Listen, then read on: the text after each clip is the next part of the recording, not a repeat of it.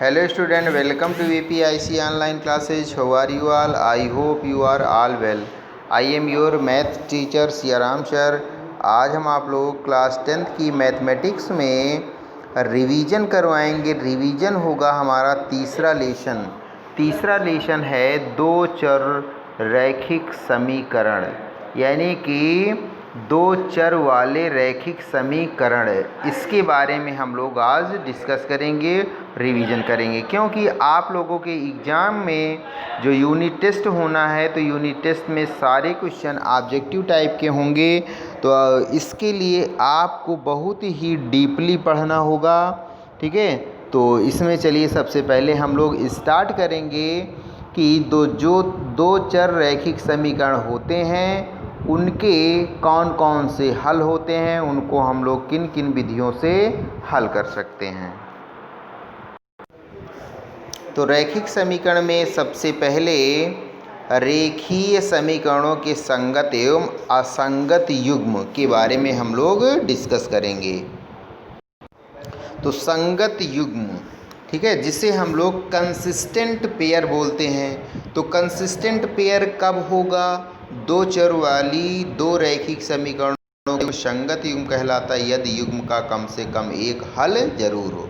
कम से कम एक हल जरूर हो या अनेक भी हो सकते हैं, तो उस कंडीशन में दिए गए समीकरणों के कंसिस्टेंट सॉल्यूशन यानी कि संगत हल होंगे। असंगत के लिए दो चर वाले रैखिक समीकरणों का युग्म असंगत कहलाएगा यदि युग्म का कोई भी हल ना हो, अर्थात जिसमें नो सॉल्यूशन आएगा वो हो जाएगा असंगत हल। आश्रित युग्म क्या कहलाता है? आश्रित युग्म हम लोग कब कहेंगे? Dependent pair. तुल्य रैखिक समीकरणों के किसी युग्म के अपरिमित रूप से अनेक हल होते हैं तो इस युग्म को दो चर वाले रैखिक समीकरणों का आश्रित युग्म कहते हैं। इस युग्म को सदैव संगत ही माना जाता है।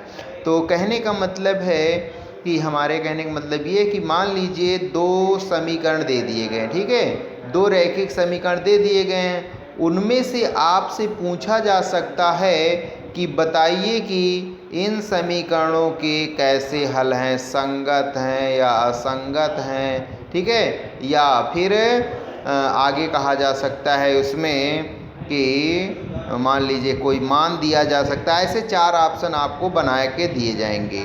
तो अगर आपको पता है तभी आप लोग सही ऑप्शन टिक कर पाएंगे कि संगत युग्म के लिए या संगत हल के लिए कि उन दोनों समीकरणों का कोई ना कोई हल जरूर आए, तो ऐसी कंडीशन में संगत हल होगा, और कोई हल नहीं आता तो असंगत हल होगा।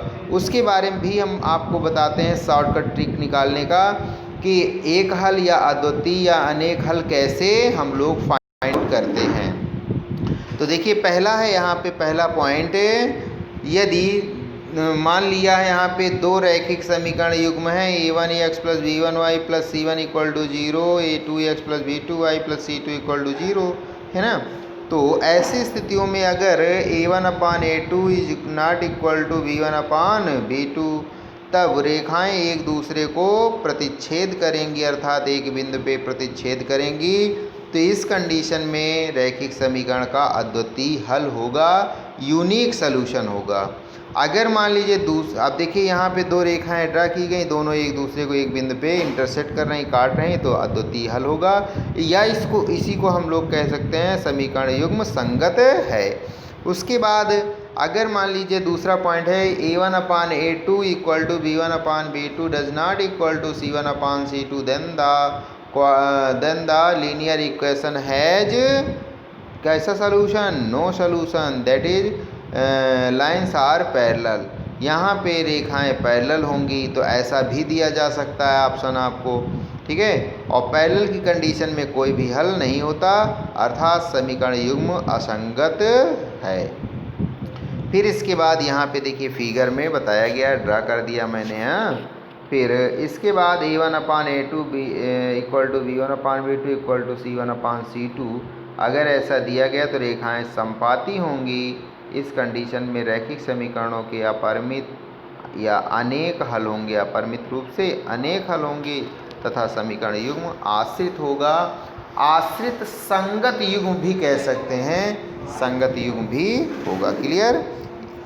अब इसके बाद आते हैं कि रैखिक समीकरणों को हल करने की विधियां। रैखिक समीकरणों को हल करने की निम्नलिखित 4 विधियां होती हैं आलेखी। मैंने पहले ही बताया था आप लोगों को।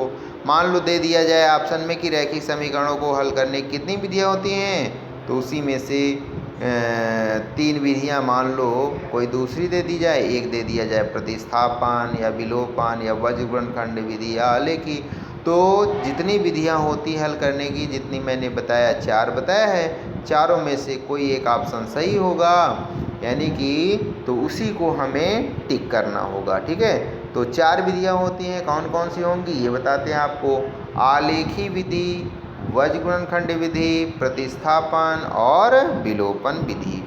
इसके बाद फिर नेक्स्ट यहाँ पे अब जैसे एक क्वेश्चन ले लेते हैं। देखिए, समीकरण x + 2y + 5 = 0 -3x - 6y + 1 = 0 के युग्म कैसे हैं। इसमें 4 ऑप्शन देखो दिए गए हैं। एक अद्वितीय हल है कि 2 हल हैं कि अपरिमित रूप से अनेक हैं या कोई भी हल नहीं है।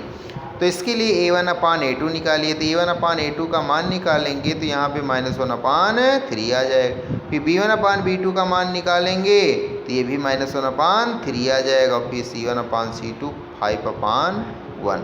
यानी यहाँ पे देखा हमने कि a1/a2 = b1/b2 does not equal to c1/c2।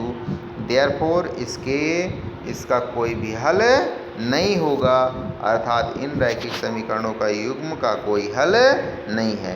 अब इसी में कह सकता था संगत हल, तो संगत और असंगत, तो असंगत लगा देंगे हम लोग, क्योंकि कोई हल ना होने की कंडीशन में दोनों रैखिक युग्म कैसे होंगे, असंगत युग्म होंगे। फिर इसी प्रकार अगला क्वेश्चन ले लेते हैं। जैसे यहाँ पे दिया गया है अनुपात a1/a2 a1/a2 b1/b2 c1/c2 की तुलना कर ज्ञात कीजिए निम्नलिखित समीकरण युग्म द्वारा निरूपित रेखाएं एक बिंदु पर प्रतिच्छेद करती हैं, समांतर हैं अथवा समपाती हैं। ठीक है। तो -x + 2y + 2 = 0 और दूसरी रेखा 1/2x - 1/4y - 1 = 0। फिर दूसरा इक्वेशन तीसरा, तो ये दिया गया है। अब यहाँ पे हमें तुलना करके बताना कि ये रेखाएं कैसी हैं, है ना। समांतर के लिए कोई हल नहीं आएगा तो समांतर हो जाएगा। समपाती के लिए अगर अपरिमित रूप से अनेक हल आए सॉल्यूशन के, ठीक है, तो वो समपाती। तो चलिए स्टार्ट करते हैं। पहला आप यहाँ पे देखो दिया गया समीकरण युग्म, ये दोनों दिए गए हैं। ठीक है, ये और ये। उक्त समीकरण युग्म की तुलना व्यापक रैखिक समीकरण युग्म a1x + b1y + c1 = 0 a2x + b2y + c2 = 0 से करने पर a1 a2 b1 b2 c1 c2 की वैल्यू निकाल लिया हमने। तो a1/a2 = -1/1/2। इसको सॉल्व करेंगे तो -2 आ जाएगा। फिर b1/b2 की वैल्यू निकालेंगे तो ये भी -2 आ जाएगा। c1 यानी कि 8 आएगा, सॉरी। तो c1/c2 की वैल्यू -2 आएगा। तो यहाँ पे a1/a2 does not equal to c1/c2, इसलिए इसका अद्वितीय हल होगा या रेखाएं एक दूसरे को प्रतिच्छेद करेंगी। ठीक है। मान लो अब क्वेश्चन कैसे बनेगा कि 4 ऑप्शन दे दिए गए हैं, 2 रेखाएं दे दी गई और पूछा जाए कि बताओ ये रेखाएं एक दूसरे को प्रतिच्छेद करेंगी कि समपाती हैं या फिर समांतर हैं, कैसी हैं। तो इसी तरह a1/a2 b1/b2 c1/c2 यही सब निकालेंगे। कुल मिला के कहने का मतलब है हमारा कि आप लोगों को कंडीशन एकदम अच्छे से तैयार होनी चाहिए। ठीक है, तभी आप लोग बता सकते हैं कि रैखिक समीकरणों के युग्म कैसे होंगे या फिर इनके कैसे सलूशन होंगे। अब देखिए एक ये हमने ले लिया, ठीक है, इधर। फिर और इसी प्रकार फिर आगे दूसरा देखो ये क्वेश्चन लिया है हमने कि अनुपात a1/a2 b1/b2 c1/c2 की तुलना कर ज्ञात करो रैखिक समीकरण के युग्म संगत हैं या असंगत हैं। तो इसके लिए भी a1/a2 b1/b2 c1/c2 निकालिए। अगर